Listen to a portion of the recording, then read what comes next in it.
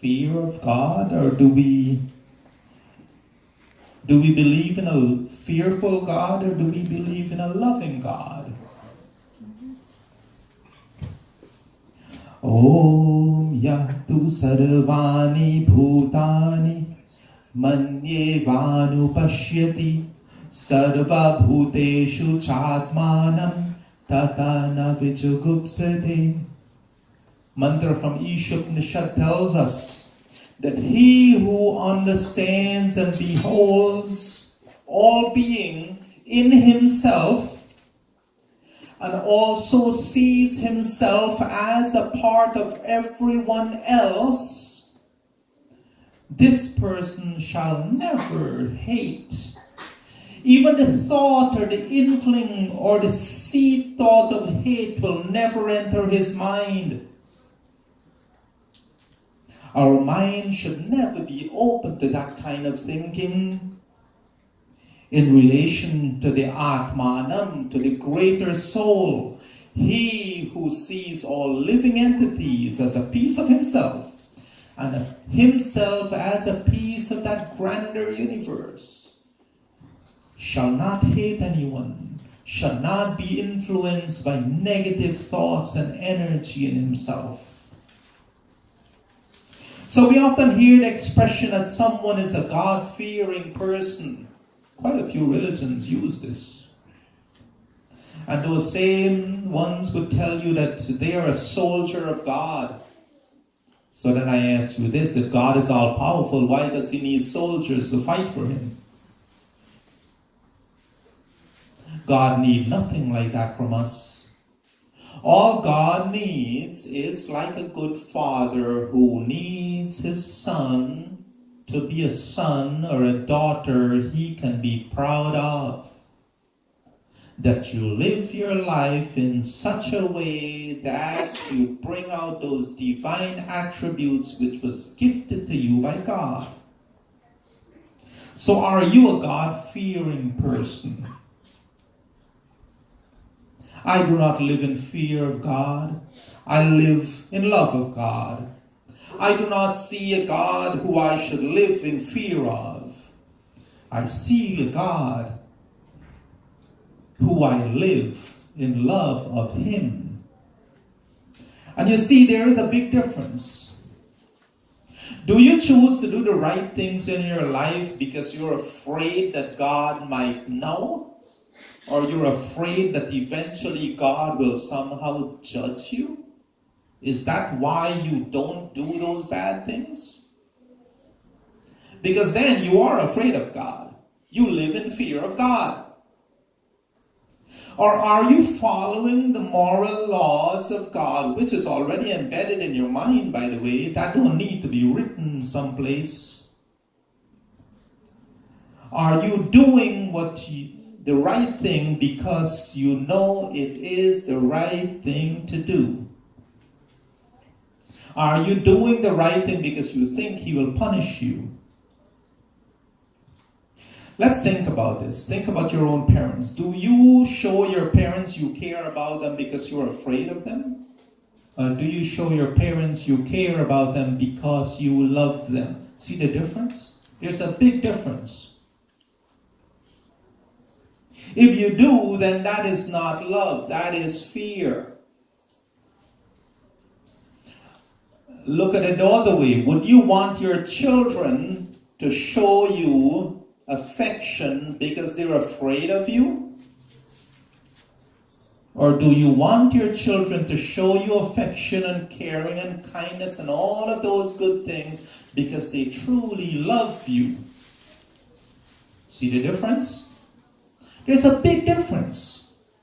Some people listen to scriptures that teaches obey and you will be blessed. Disobey and you shall be cursed. But this is what abusers do. Those who abuse others instill fear in them to those they abuse. God is not an abuser. God is depicted by those who believe this, that one minute he gets angry and in anger he can strike you. That is not the God we believe in. So people do things because they're afraid of angering God. God is perfect. God has no need for expression of anger. The threat of fire and brimstone and hell is supposed to keep people honest and keep them doing the right thing. But, my fellow souls, if we live in fear of God, we live in fear of life itself. And living in fear is no life to live. So, God is also described as being justified in punishing people who are so sinful. A hell that is created by this God for people who don't do His duty. For those who aren't soldiers of His. And their only hope is to beg for forgiveness, and that this cruel God will take pity on them and forgive them. This is not what we Hindus believe. The Rig Veda. Om Indram Mitram Varunam Agnim Ahu Atho Divya Sasapurno Garutman Ekam Sat Vipra Bahuda Vadanti Agnim Yamam Matarishvana Mahu.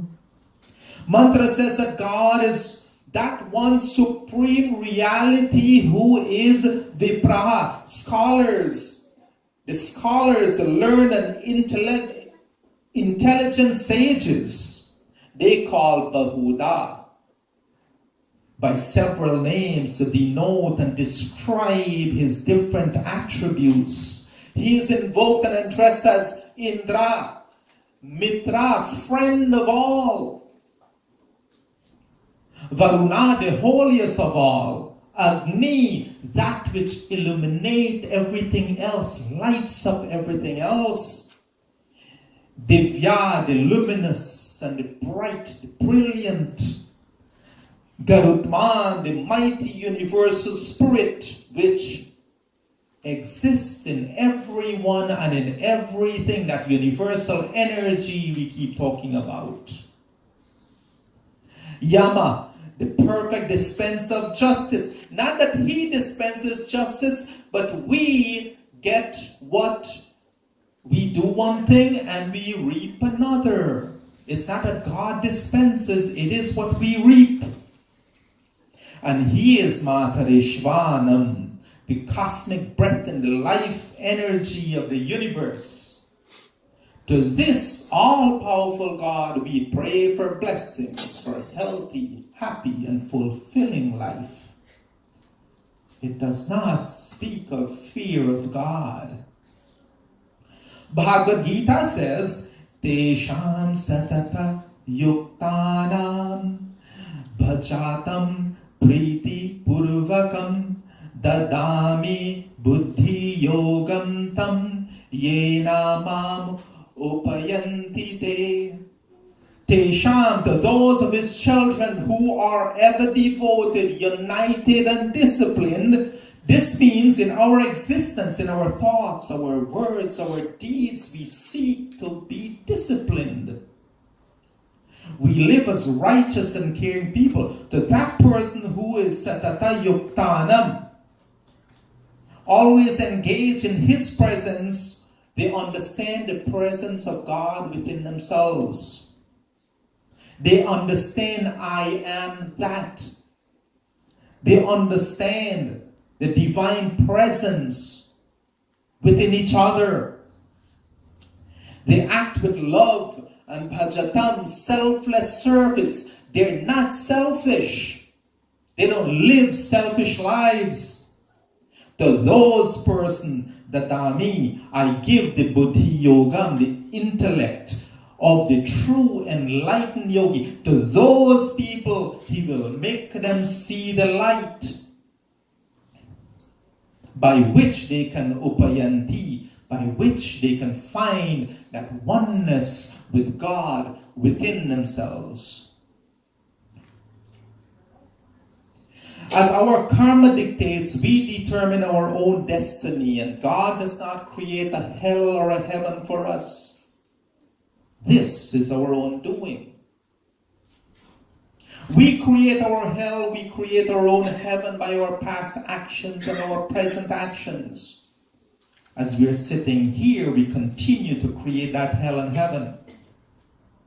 We believe in a loving God who is just and merciful, a God to whom anger is inconceivable. The perfect one cannot get angry.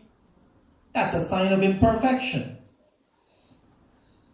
We Hindus believe in a God who is not cruel and vindictive, for cruelty and vindictiveness is also a human trait. It's not a divine trait. God don't get angry and He is not vindictive. He is not cruel. We believe in that kind of God. You turn off the light and there's darkness. It is as simple as that. We refuse to acknowledge light in our lives. We live in darkness. It is that simple. Nobody else can turn on the light for us because we have to turn on our own lights. That's how it works. Our God does not make demands. He does not tell us to do this and to do that, or you will suffer dire consequences and you will burn in hell. No, our God does not do that. He loves us unconditionally. In the Vedas, in the Bhagavad Gita, He lays out the path which we should follow as children of His. That's why I always ask. Read one shloka from Gita every single month. If you want a shloka from Gita that you should read, or you want one recommended, ask Panditji, ask any one of the executive members of Mandir, and they'll find somehow to get you one of those shlokas to read. There's also a lot of help on the internet. But read one shloka every month. Learn one shloka every month and apply the teachings of the shloka in your life. You see, in a way, you're living in the fear of death. We live in fear of death. One person asked, I visit people at the hospital, I visit people in their deathbed, me and my wife. And one person asked, are you going to tell them to let go? And I'm like, no, that's not what we do. What we do is make them comfortable, so they let go when they feel like letting go. You see, we are so afraid of death, and we're so afraid of life itself and the consequences of life. But you see, God has granted us this innate knowledge to distinguish between right and wrong. God has granted us so much in our own minds. Yet, we have to live in fear of this God to do the right things.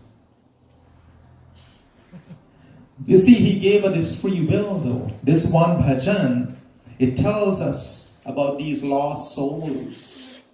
It tells us those people who are lost and they wander around aimlessly to find a place of rest and comfort. भटकता हूँ मैं मुद्दत से नहीं आराम पाता हूँ नहीं आराम पाता हूँ दया की दृष्टि से देखो नहीं तो डूबता बेड़ा शरण अपनी में रख लीजिए दया में दास हूँ तेरा. This mantra tells that we are so tormented in our feelings. This bhajan says, We exist and we feel hate and dislike and all of these, and it causes so much stress and tension in us. And we look at this cycle of birth and death, and it increases the pain in ourselves. And yes, we end up living in fear of all the consequences of these things. Daya sataya ragadveshone tapayati netapone tapayati netapone dukhaya janma मृत्यु का हुआ बेहाल है मेरा शरण अपनी में रख लीजिए दया में दास हूँ तेरा. So this bhajan is encouraging us. Take me into your shelter, O God. We surrender ourselves to you like a servant to his master. When we leave your feet, O God, there's nowhere else to go. Where shall I go to find another like you? This mantra is from our daily sandhya. We repeat it this morning. Om Udvayam Tamasaspari Swapashyanta Uttaram Devam Devata Suryam Aganma Jyotir Uttamam. We pray that may we, Aganma, fully know and realize through God, Pashyanta, the inner eye of the mind, through focus, through meditation, through concentration. Here we pray that may we achieve communication with that Creator who we call that light, Jyoti. May He who is a light, that is Uttamam, the most excellent, the most brilliant, may He free us from tamasa, darkness in our lives, darkness in thoughts, darkness in words and in deeds. May we be blessed by Uttaram, the one who releases us from all of these afflictions, and is Devam, He who grants bliss and is the giver of happiness. May we learn to communicate with Him to achieve peace and happiness. O Lord, you who are the Savior of humanity and you grant bliss, who is the unique Devam Devatra, the God of all gods, no one is more powerful than you. We pray for your divine guidance. O God, who is Suryam, the most learned of the learned, may we ask for your blessings of intellect and high mental capacity. My friends, this is not a God to be feared. This is a God to be loved. If we live in fear of God, we live in fear of life itself. Short little story. One day an epidemic, a terrible disease, went to this village, to the city. And the king asked him, he says, well, how many of my people are you going to kill? And the disease says, well, only 500 people. So the disease made its rounds.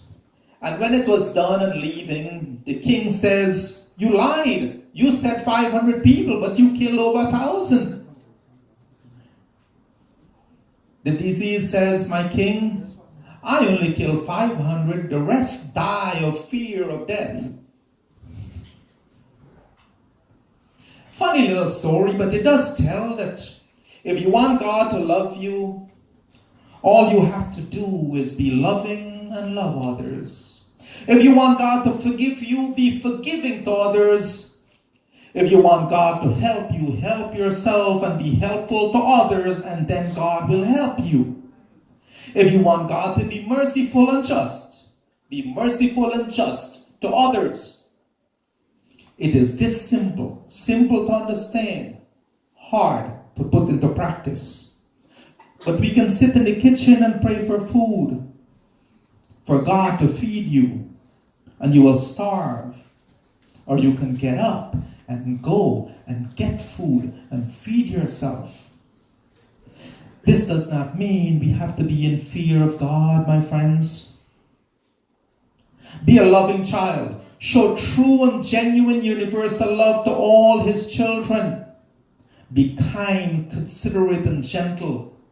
Forgive others as you would like to be forgiven. And give thought to their plight. Give thought to their of the things they're going through. I'll give you this quick example. This person at work, she sits in another office, really out of shape, sick, everything is wrong. One person went in there and came back frustrated, marched into my office. I cannot deal with this person. So I said, sit down a moment. I says, do you have any idea what that person is going through? When her eyes open in the morning, what kind of pain she is going through? Do you know the depth of her worries? And furthermore, you're 40.